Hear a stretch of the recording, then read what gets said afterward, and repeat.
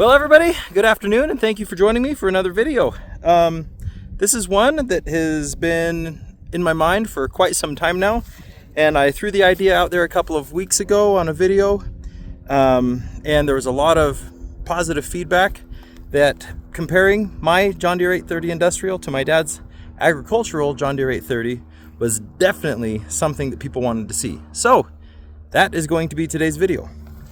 So last week I posted a video of my dad's 830 on the Dynamometer. And let me tell you this, if you want to create controversy, the quickest way to do it is to post a video of you reading a dynamometer incorrectly. Oh boy. People got fired up so quickly, and rightly so. We were doing a dyno test with the 830, and I knew that there was the PTO rating on that tractor is at 540 PTO RPM, but I didn't realize that the machine itself is calibrated to only be accurate. Like the horsepower gauge on the machine is only calibrated to be accurate at 540 PTO RPM. So we were putting up some pretty big numbers, but they were a little bit false. Anyway, a lot of people commented and they helped me understand what we were doing wrong. And then there were a lot of people who were pretty negative about the whole thing. And I don't care. You got to have thick skin. If you're going to be putting videos out on YouTube, you've really got to have thick skin, because there's going to be a whole slew of people who are always going to be commenting and telling you what you're doing wrong. And anyway, I try not to get too tied down in all of that negativity.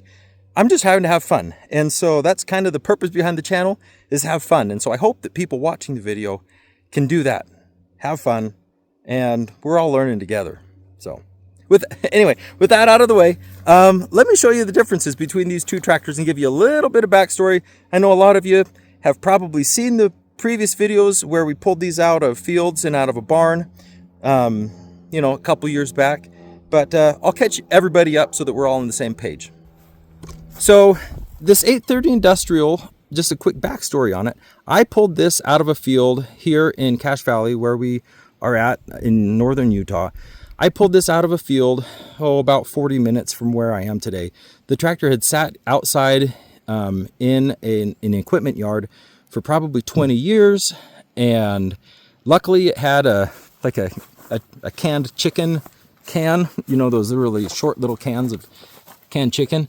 Luckily it had one of those over the stack here, and that kept the water out of the engine. And so we were fortunate that the engine wasn't frozen when we first went out and looked at this tractor several years back. But this is a pretty unique tractor. It is a 1959 tractor. It was shipped from John Deere to Utah. It came right here into Logan, Utah locally in 1959, I think on March 24th, that same day, in 1959. So I don't know how much it's traveled out and around the country over its life, but the fact that it came and was delivered to Logan, Utah in 1959, and I pulled it out of an equipment yard here in Logan, Utah, near Logan, Utah, in 2023, kind of goes to show that this thing has been here in the area local for most all of its life. In fact, the guy that I bought it from was the grandson of the owner of the John Deere dealership, from what I understand, up in Logan. So I think it's a pretty special machine. I don't know how many times it's changed hands, but it's in my hands now, and I'm so grateful to have it. There was only 127 of these industrial versions made, and of those 127, only 45 had the pony start. And so my tractor with the pony start is one of 127, or if you want to cut it differently, it's one of 45 that John Deere ever produced, just like this. So I feel really pretty fortunate to have kind of I'm going to say a cool piece of history right here. And I'm also really happy to be able to share it with everybody out there on YouTube. Now, over next to it is my dad's 830, we bought this out of, well, he bought that out of a guy that was up in southeastern Idaho. The fellow that we bought it from, I say we, my dad, but the fellow that we bought it from was an avid collector of John Deere's. He probably had over 200 two-cylinder tractors. He had one of every two-cylinder tractor that Deere ever made. All of the letter series, well, several of each model of all of the letter series, all of the 10 series like the 50, 60, 70, and 80. He also had all of the 20 series and all of the 30 series and just hundreds of tractors he had. Well, he, over his life, built up that collection, and this was one that he was willing to sell to my dad. We were pretty good friends with my dad, and so we feel really fortunate to have been able to get this tractor from him. And both of them, fortunately, run really well. It's kind of a testament to John Deere, how well and how durable these big old two-cylinder diesels were made.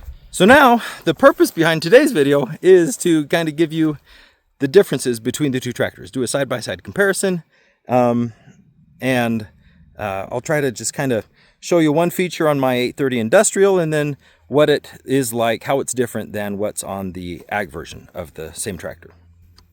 So both tractors have the same engine. They both have a two-cylinder diesel engine. It's about 470-ish cubic inches. They put out right around 70 to 75 PTO horsepower is what they were rated at from the factory. One key difference, as you saw in the opening scene, was that my 830 here has a pony motor up under here. And so the pony motor turns over the big engine through a starting transmission. And you heard it grind a little bit when I started it now this morning. But I fought with that a lot, and I've got it calibrated pretty well, but sometimes the teeth on the pinion gear don't quite mesh with the teeth on the big flywheel, and so that's why you get that grinding. But anyway, the pony motor turns over the big diesel engine until the diesel engine starts. I think a lot of people on the channel are pretty familiar with that concept.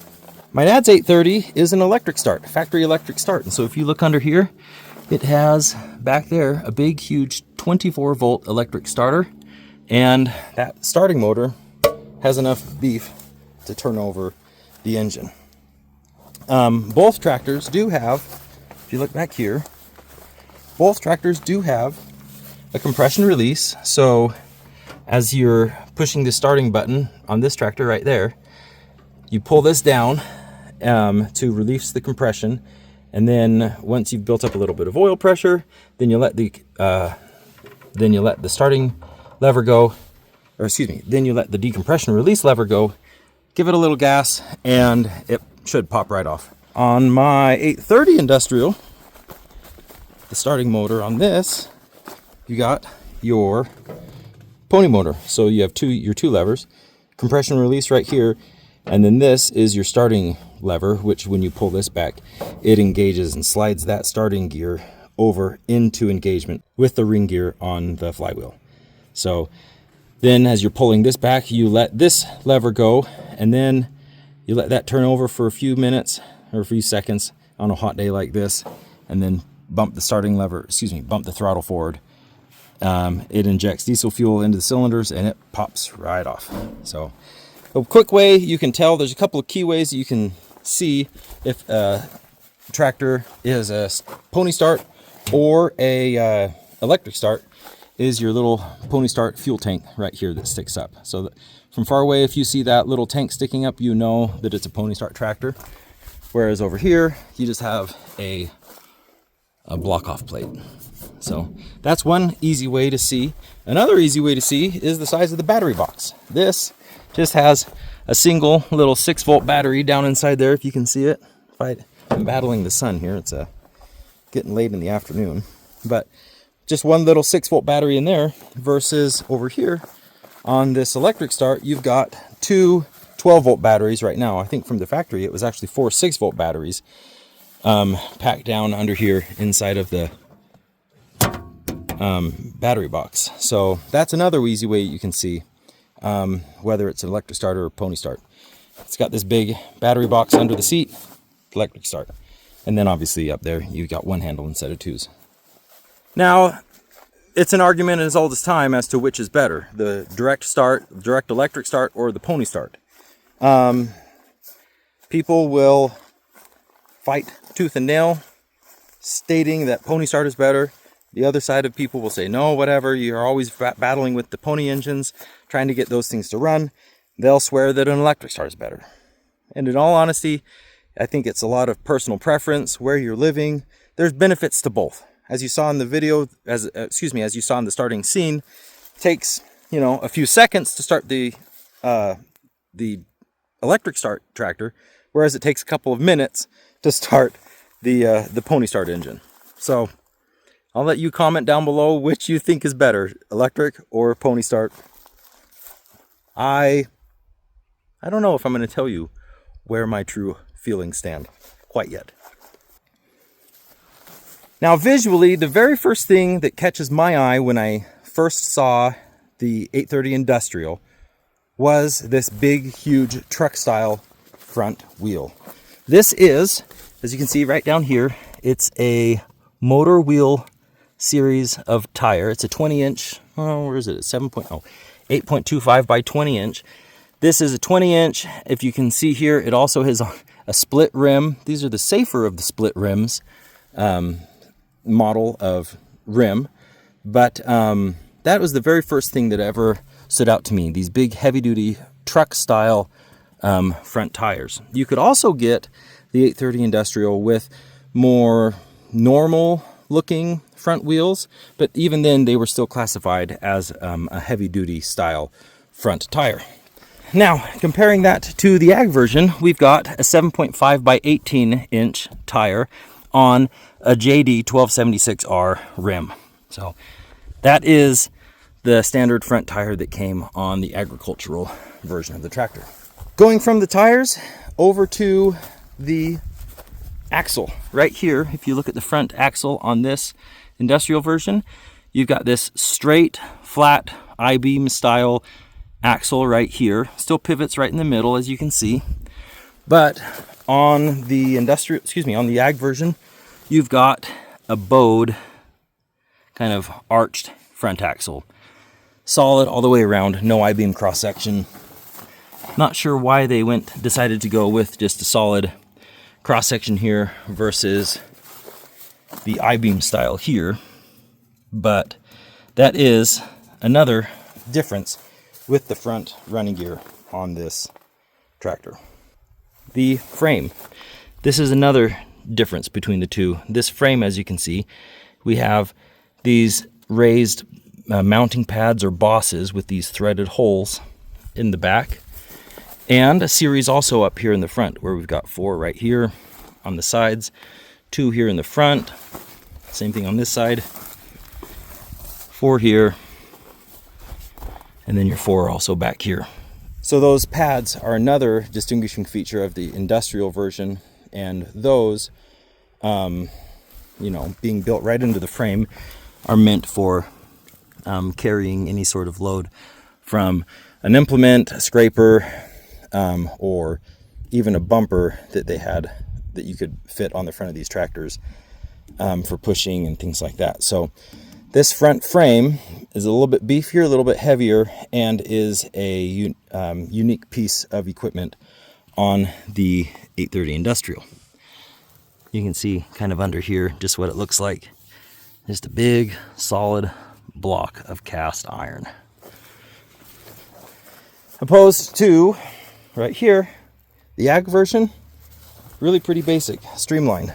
You've got your cast frame here on the front. It does dip down, and you have this big kind of toe point, which is kind of nice when you're strapping the tractor down. This makes a really handy place to tie the front of the tractor down. But you can see how that's cast up in there. And then up under here, actually, there's a weight. I don't know if you can see it really, but there's a big heavy cast weight right here that sits under here to provide just a little bit of extra downforce on the front wheels when you're pulling something heavy. So that's the difference right there between the frames. And because the frames are different, you can also see that the tin work is also a little bit different, whereas this one wraps down and around. I think I've said this before. This one over here comes down, as beat up and broken as this one is, it just comes down and stops right here to be more or less flush with the top pads right here. While we're talking about heavy duty stuff, we might as well go back here to the back of the tractor, because there's a few things at the back that are also different between the industrial version and the agricultural version over there. First of which is this drawbar. This right here, get out of the sun, has a big heavy duty drawbar that comes out off the back axle housing right there. You can see these big huge pieces of angle. And then it also has these large drawbar support extensions that come off the back. This was another optional feature that was fitted to the industrial versions of the tractor. And on this you can see the big heavy duty drawbar right here. This tractor spent most of its life just pulling heavy loads. And you can see, I don't know if you can really tell, this is the pin that was in it when I bought it. I don't know if it's original to the tractor or not, but you can tell that it has seen its fair share of pulling heavy loads. So there's that right there. In contrast, the ag version over here looks like it has about the same size of same size of angle mounted to the cast rear end, but it does not have those drawbar supports that come out here and go under the drawbar to provide a little bit of extra support when you're pulling something heavy like a scraper. You will notice that my dad's tractor has the optional PTO. Mine does not have a PTO. It has one set of hydraulics right here coming out of the valve body back there, but mine does not have the PTO. And as best I can tell, this valve body right here with the set of hydraulics was off of an 820. I think that this tractor probably left the factory at Deere with no pump, no valve body on the back, and no pump right here. That was swapped over and added onto this tractor at a later date. This could have come from the factory with PTO and with up to 2 sets of hydraulics coming out of that valve body, but this one probably left with just the single, this one probably left with nothing, and then at some point someone added these hydraulics to it. And I'm really grateful that I've got hydraulics, because then I can run a disc and I can actually pull an implement that has hydraulics. So that was a good addition to whoever in the past put this on. Also, up under here, this is going to be, hopefully you can see, but the axle housing, the rear axle housing on this tractor, you can see that big, huge, beefy, square axle housing here. On the industrial version is more heavy duty than what you find over here on the agricultural version, which, as you can see, doesn't have nearly as much beef, especially out here at the end. But even then, probably all the way across, because I can see right here this, they've had to have this cast out here to catch these mounting bolts down here at the bottom. You can see that it's not just flat across the back here, that those stick out, whereas on the industrial version, we've got just solid beef up under there. Now also, a pretty obvious visual difference between the two tractors are the rear wheels on this. This has an 18 by 26 road grader type tire. This is a Goodyear Shore Grip. They're 10-ply tires. And as you can see here, they are well worn, well weather checked. I do not know if these are the original tires that came on the tractor when it was shipped out here from the Deere factory back in 1959, or if they've been swapped over sometime. Either way, this is the correct style of tire that would have come on this tractor. And in comparison, on the ag version, we have a 34-inch rim with an 18.4 by 34 tire on it. Because of that, it stands quite a bit taller than the industrial version. But also, I mean, with this, you also need a little bit of extra ground clearance for crops and things like that. So the industrial version sitting a little bit squattier with the smaller rear tires and also the straight front axle, you're a little bit lower to the ground. On the tires itself, on the wheels, you can see that I've got two weights on the outside here on each side. And then if we look up underneath, back under here, it's going to be hard for you to see, but I've got 4 wheel weights on the inside of each tire. So 4 on that side and 4 on that side. And those 6 wheel weights was a kind of a standard configuration of these industrial 830s. Now, one option that both my tractor and my dad's tractor have are the float ride seat right here, where you've got some torsional rubber springs right here that give you a little bit of cushion when you're going through a bumpy field. Mine on my tractor are pretty much shot and as hard as a rock and broken. So I don't have that cushion ride, but it is there if I ever want to rebuild that. Another feature that we have is the throttle foot pedal right here. That's not unique to the industrial version. I think my dad's has that as well. We've both got that foot pedal, as you can see. But my dad's also has, like I mentioned earlier, this PTO lever right here. Well, sorry, that sun is horrible for you. But it's also got the PTO lever right here. So this mounting bracket right down here is a little bit different because we've got a pivot post for the clutch, a pivot post for the foot pedal, and also a pivot post for the PTO. And that is absent on this one right here. Whoops, that's absent right here.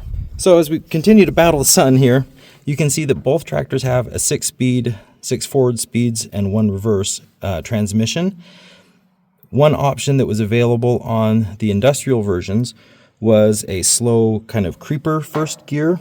And so that creeper first gear took your first gear speed from like 2.3 miles per hour down to 1.75. So pretty good reduction there, but this one does not have that.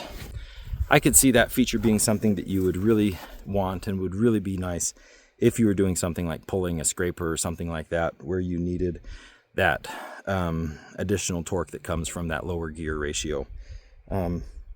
But this tractor just has the normal regular first gear, and so it's going to have the same gear ratio internal to the transmission as my dad's ag version, but since it has the smaller tires, smaller diameter tires, you are going to get a little bit slower speed off of this industrial version than you would off of the ag version.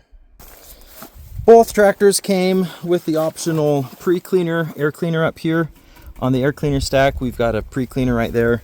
This has the same thing over here, albeit a little bit older and more brittle, but both of them have this cast aluminum pre-cleaner up there.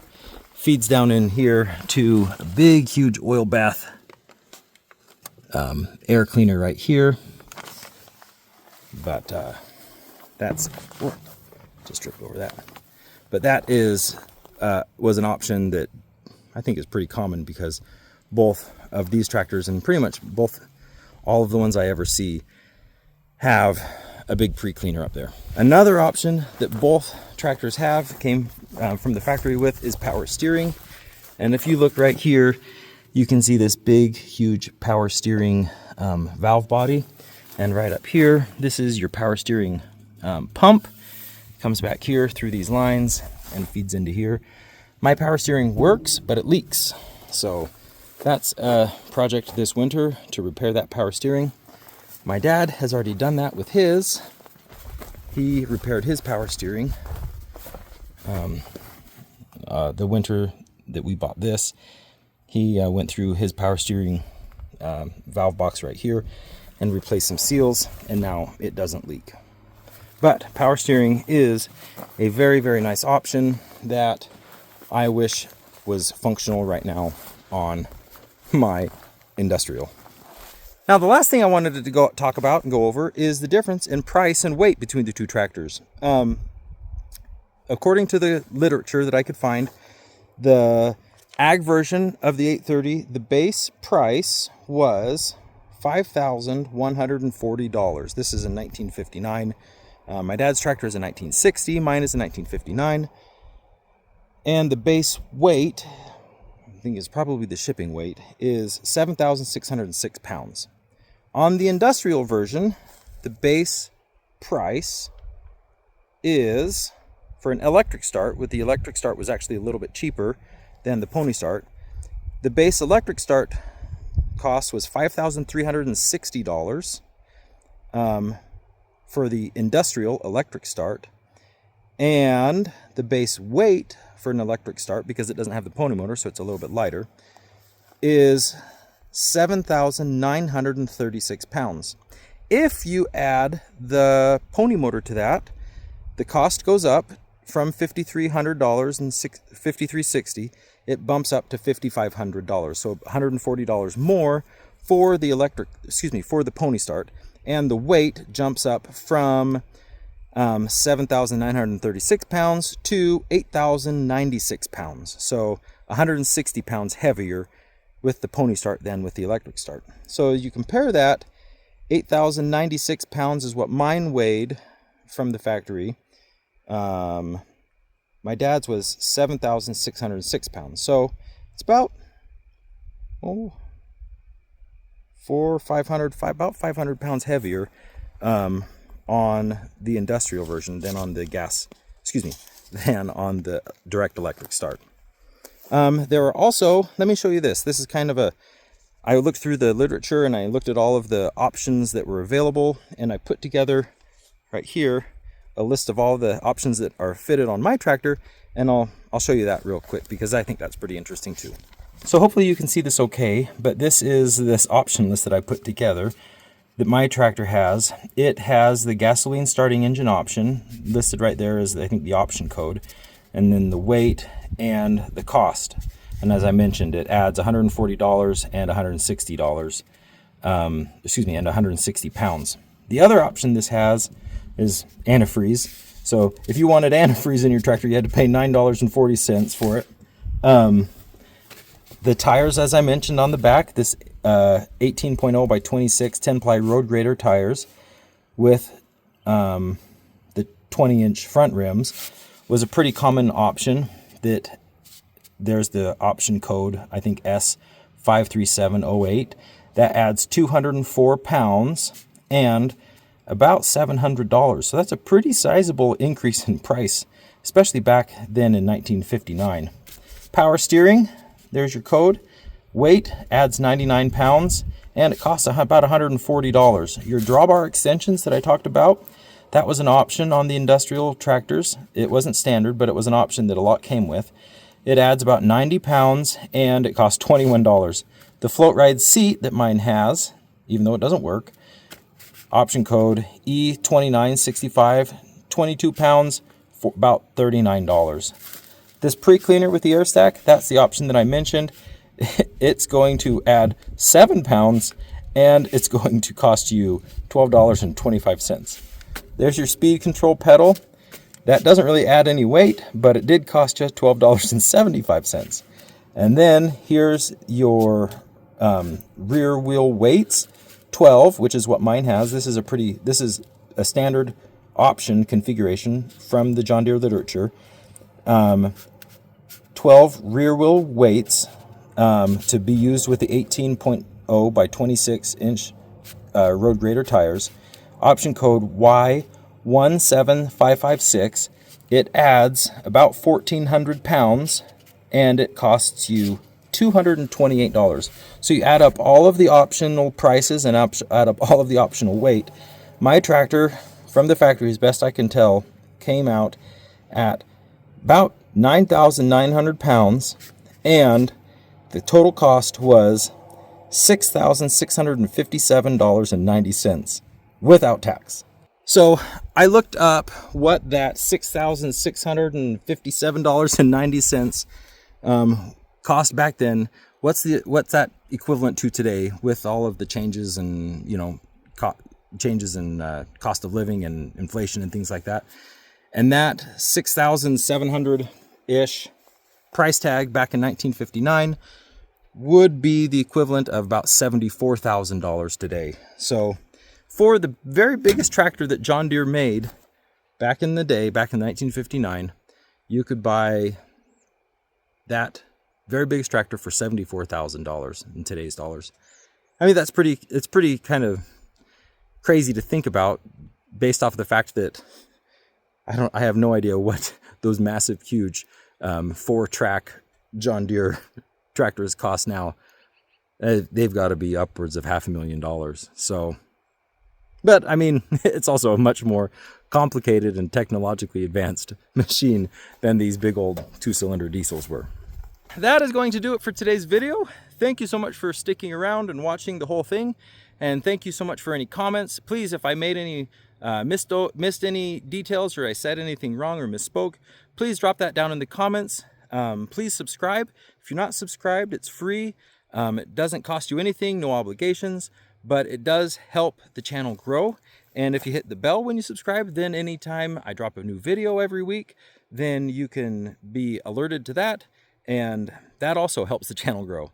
So I appreciate all the support from you guys, and I enjoy putting these videos together, and the fact that there are people out there that also enjoy watching them. It's just the icing on the cake, like I said before. So thank you so much, you guys. And as always, I will see you next week with another video.